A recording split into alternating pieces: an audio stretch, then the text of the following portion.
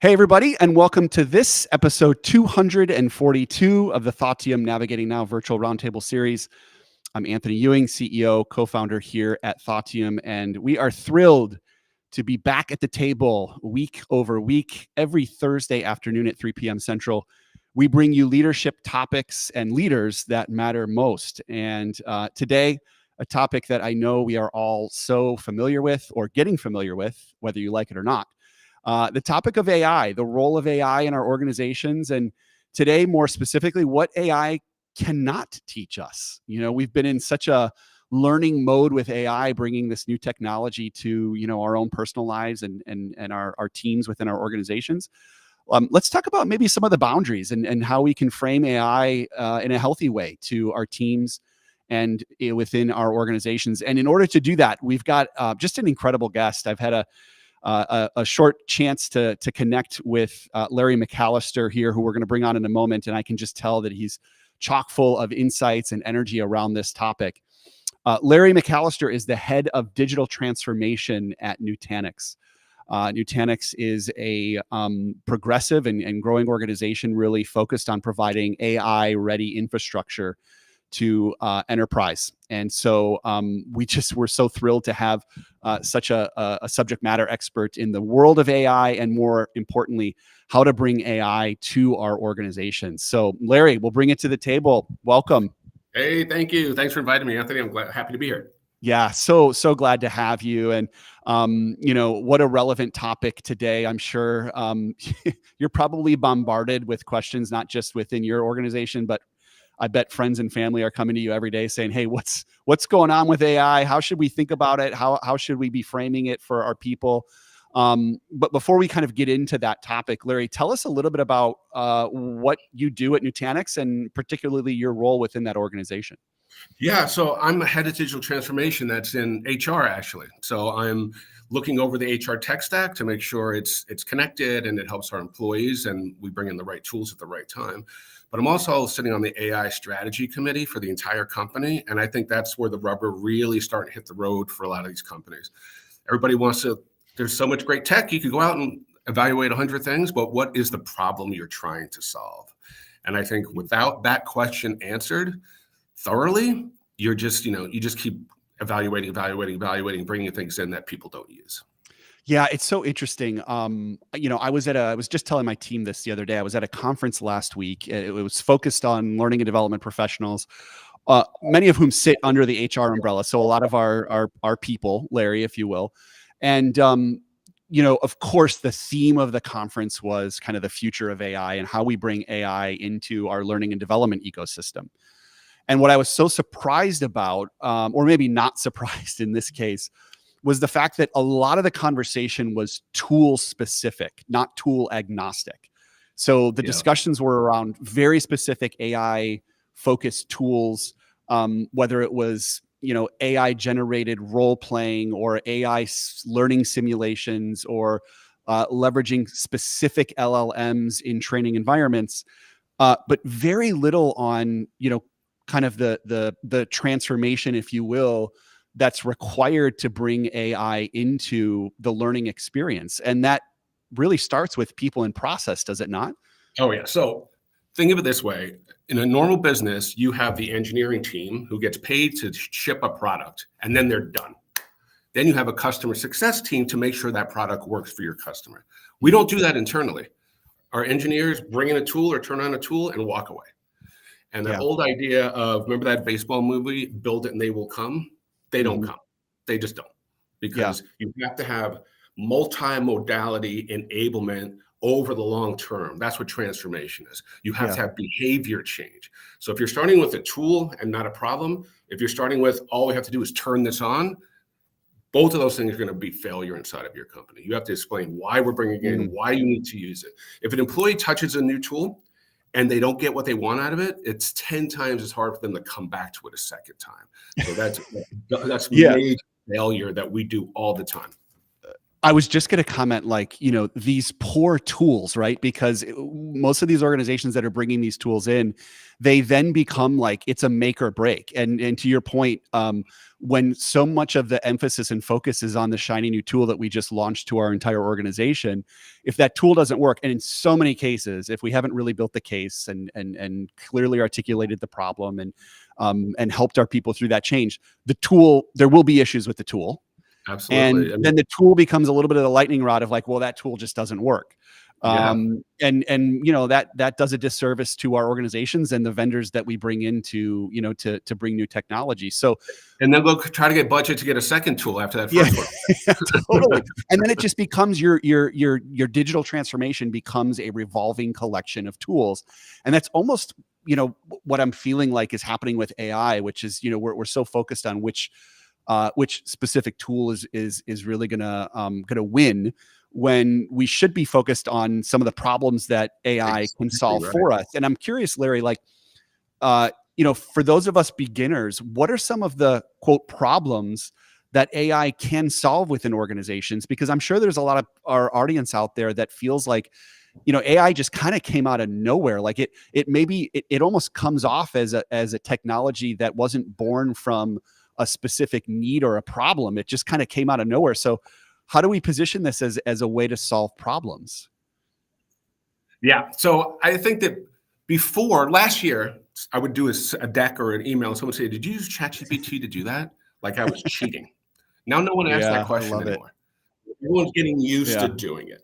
But what straight AI like Copilot is really, really good at is taking a lot of information and boiling it down to the easy to digest stuff. So we have like new to career coders who are using a tool to help them code 30% faster. We're having people who have to look at statements of work. They built their own little agent in Copilot that uploads 20 statements of work, and it tells you what the risks are in these statements. So that's instant productivity gain.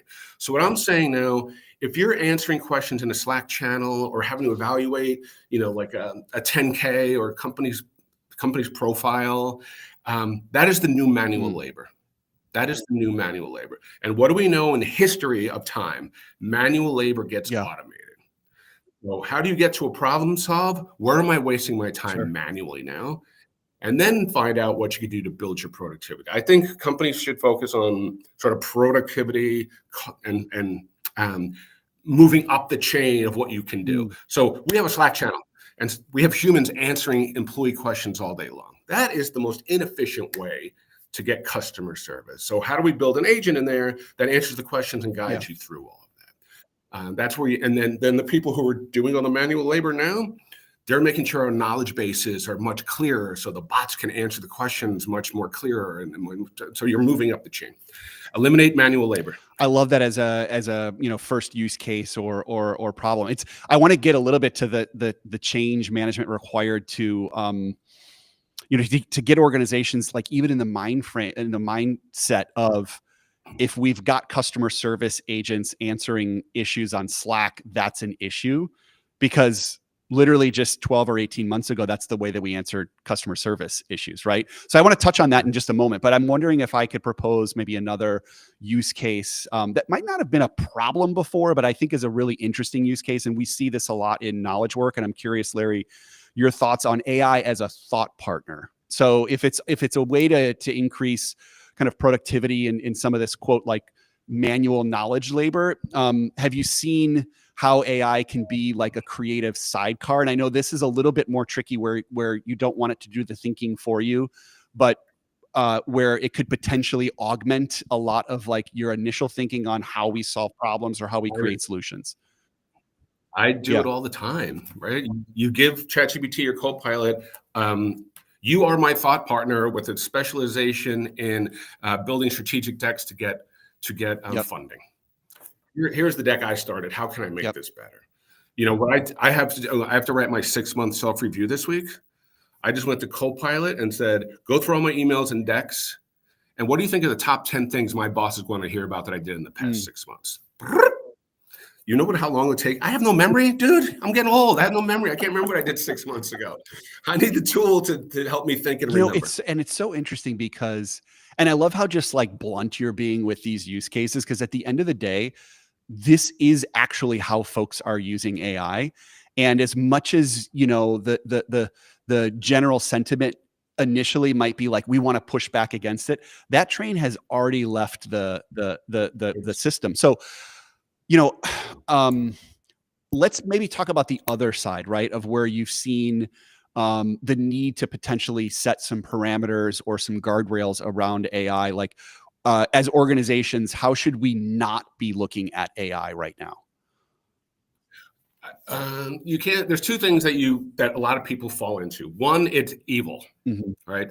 AI is evil, and it's going to hurt us in the long run. Machines aren't evil. The people who are using the machines may be evil. So you have to put guardrails around the Yeah. people, right? Second, is AI going to take my job and save the world? None of those things are true in the short term. But you will have automations and your jobs will be different. Your kids will have an entirely different career than you Yeah. have. They won't have to learn by rote, right? They won't have to, they'll be able to build their own little agents to make their workflows easier when they're in high school. So I think it's coming. There's no avoiding it. You have to think of yourself as a technologist. I think a year ago, people were asking me, how does it work? Now people are asking me, how do I get there? How do I solve Yeah. a problem? So I think we're past I must understand the ins and outs of an LLM or something. And just now when you drive your car, you don't think about how the car drives. You just go to Yep. where you want to go. That's how we have to start thinking about Yeah, technology. I love that. The title of today's episode is What AI Can't Teach. And I think along those lines, a lot of the conversations we're having with our clients, because we're in the world of building new human skills and capabilities within our organization, we are finding that there's a certain subset of skills that cannot be outsourced to a large language model, and one of those is just sheer interpersonal skills. As much as Mhm. AI and these LLMs can be, again, great thought partners and maybe even coaching or training tools. Um, these universal skills, the ability to influence within organizations, the ability to empathize and connect with others, the ability to have a certain sense of organizational agility and how to navigate your role and your career path. Like, that's not something right now that AI is able to replace, and it's then made a little bit more of a premium on what we call these human universal skills. And I'm Yeah. curious as to your thoughts on that. Yeah. So remember in the old days, we used the term IQ and Yeah. EQ, EQ being like the emotional quotient. IQ is now covered. Mm. You can get any question answered in the world Yeah. instantly. But your EQ, how you help your teams understand what this technology does, how to keep them from going crazy thinking their job's going to replace, having new expectations of what their job is, that's a human leadership Yeah. moment. And I think that's where we have to start thinking about the shift. You have to be a technologist and an empathic leader. I think those are the real two new 2025 tools Yeah, for and leaders. as now the IQ playing field is leveled, meaning the world's information is free to everybody, I think that EQ then becomes a differentiator in terms of, how effectively you lead. If you get that promotion or that job, it's not going to be how quickly you can access and organize information. It's going to be how effectively you can work with humans, and that's excites us here at Thoughtium for sure. Yeah, I mean, you use the word influence. Everyone's going to be having to influence the roadmap of where these tools are going inside of their Yeah, organization, and that's such a human interaction. yeah. Larry, how do we, help or support this new employee experience that is now becoming more and more tech focused? Like, I think we're just acknowledging that, like, even the employee experience now is going to be more tech focused. We, as an employee of any enterprise, whether it's large or small, like, the tech stack is so much higher. Here at Thoughtium, we're using Slack, we're using ChatGPT Enterprise, we're using the full extent of Google Suite. And I know this is not just a generational thing, because even the younger generations, I think, might struggle sometimes to come in and like make sense of the enterprise tech stack. Like, how are you working with your clients or your customers on enabling them to be more of a tech focused, or providing more of a tech focused employee experience? That is the crux of where I think is falling apart inside of organizations at this moment. I just want to double down what I said earlier, right? Yeah. Engineers deliver a tool and then Customer success makes sure the customers use the tool. We don't do that internally. So is it HR's job? I'm proposing it's HR's job to be the internal enablement function after engineering delivers a product. And there's a couple of ways to do that. One is, what are we really trying to accomplish here, and have everyone in the company know what that is. We want productivity gains out of everyone in this company. Here are some big tools we're bringing in that we think we've proven ROI-wise that you'll have productivity gains, and here's how you use it, right? So I've enabled, or I've talked to my learning and development team in HR, and I've brought them into how are we going to enable Copilot inside of this company? How are we going to enable Glean inside of this company? And it's multimodality over the long term. CEO says it in the all hands meeting. We have a video of power users. This is how I use it in my job. There's trainings, right? There's used the full force of what the company does to communicate and educate, and put the new technology tools in that machine. Yeah, and it's interesting that this digital transformation function within your organization sits within HR. Did I hear that correctly? That's fairly unique. I primarily focus on HR. We have a head of AI in this company, a head of IT, and they sort of are owning the big picture. I'm just contributing to that team. And how has digital transformation, which I know has been not just a function, but a pretty big buzzword within enterprise organizations, like how has that now evolved with AI in the picture? So we're a 7,000 person company. My last company was about that, and 15 years old. So what happens in the first 15 years of a company, you have no governance over how these tools come into the building. Everyone just brings their own stuff in if you can afford it inside of your budget. So you get to a point when you're trying to mature and you're like, why do we have 9 project management tools in here? Why is sales trying to do something here and marketing trying to do something here? So getting alignment and a way to rationalize what we currently have in here is a really big first step, because then hopefully you find budget, and hopefully you find inconsistencies that you can clean up. And then there's the strategy. So is the strategy, we want to cut costs with technology, or we want our people to be smarter with technology. And we're thinking we want 10 to 15% higher productivity across 7,000 employees in this company. And how are we going to make that happen? So each group is putting their own use cases together. Then we're going to see, are these use cases enterprise-wide? Are they specific? And then address those use cases. Like I talked about the coding one, right? Sales sometimes can put their pipeline or the regional pipeline in a Copilot, and it'll predict what their quarter is going to look like. So these are anything that you have to do a lot of thinking and a lot of manual stuff. That's what's going away. We talked about EQ as maybe one of the kind of areas that AI can't necessarily take over or teach. Are there any other specific skills, knowledge sets, experiences, Larry, that you feel will always, almost in an evergreen fashion, live outside of this tech stack, outside of the increasing power of AI? So I could ask it any question and it can make me smarter.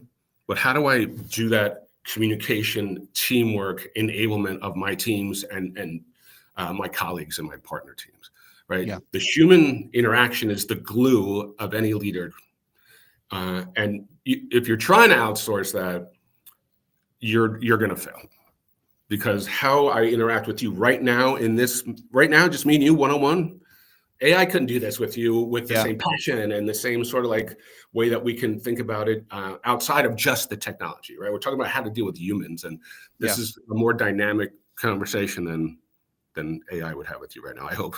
I couldn't agree more. And I actually think that like as technology continues to proliferate, our sensitivity for these types of human interactions is going to increase considerably, meaning you and I having this kind of extemporaneous, like authentic and organic, like live conversation, emoting.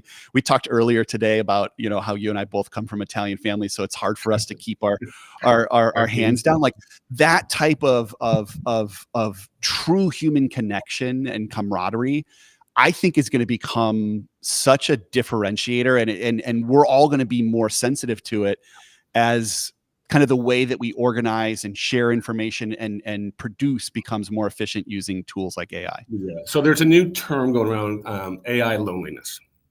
Yeah. And I totally felt this. So I left my last job. I wrote a book, The Power to Transform, and I was a one-man consulting group.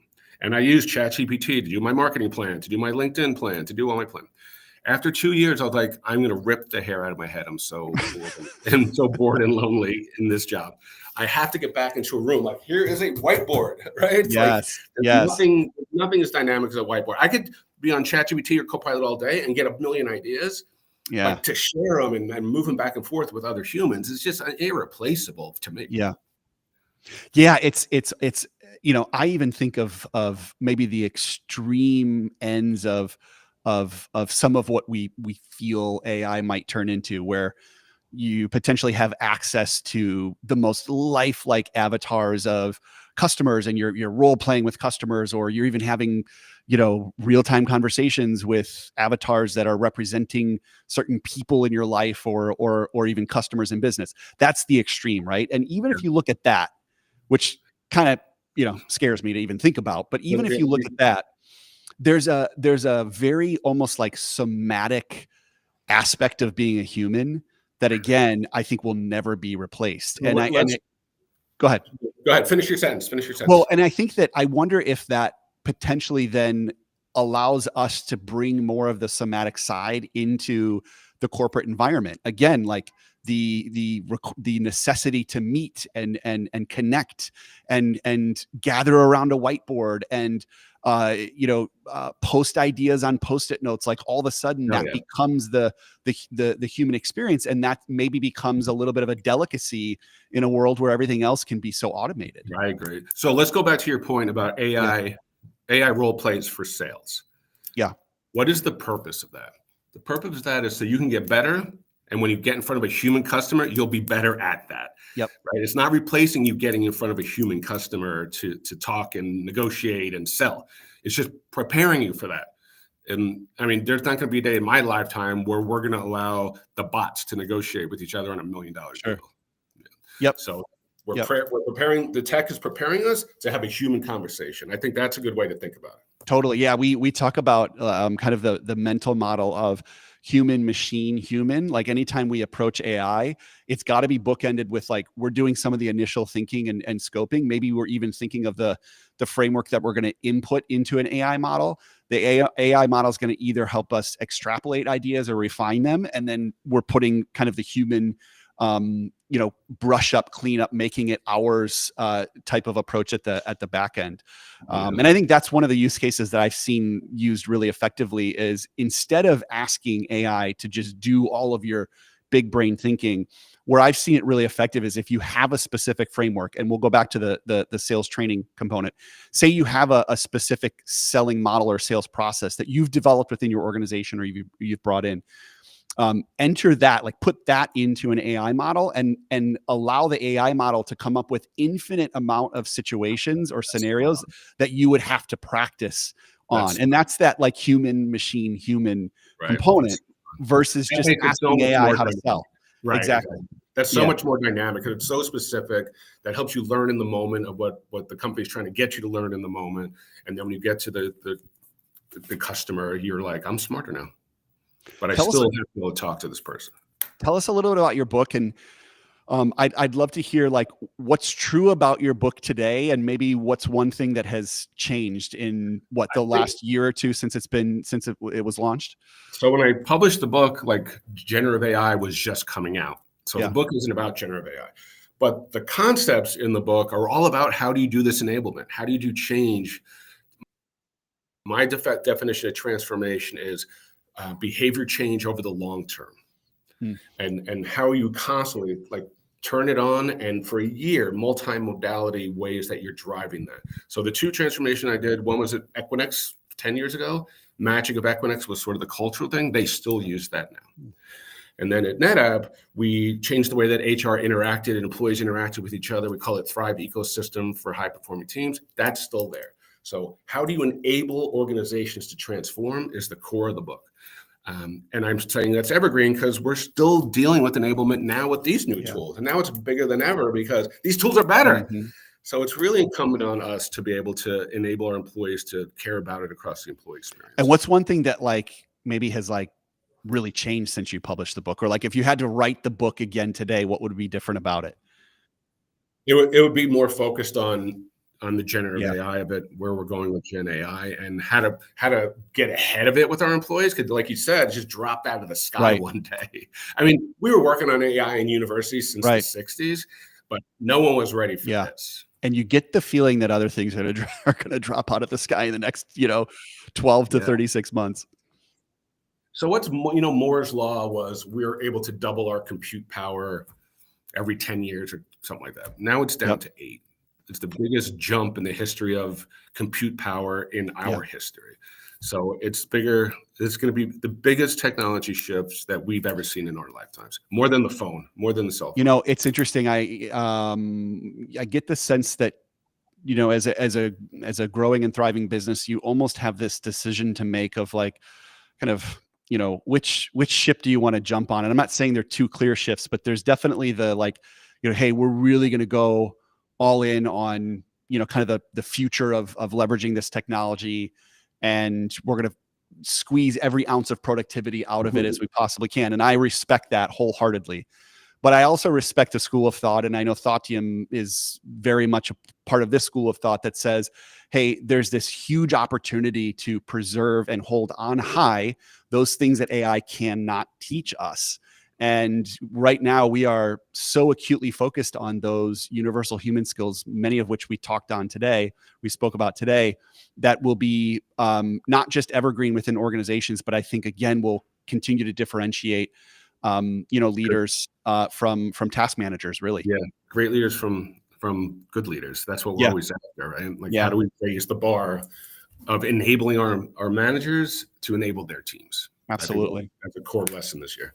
I love it. Larry, so good getting to know you. And thank you so much for being a part of today's discussion, Thank you. for your great perspective on AI and how we can bring these concepts in a healthy and smart way to our organizations. We so appreciate you being a part of the Navigating Now community, and Great. we hope to have you back sometime soon. All right. Thanks for inviting me. I appreciate it. Thank you, sir.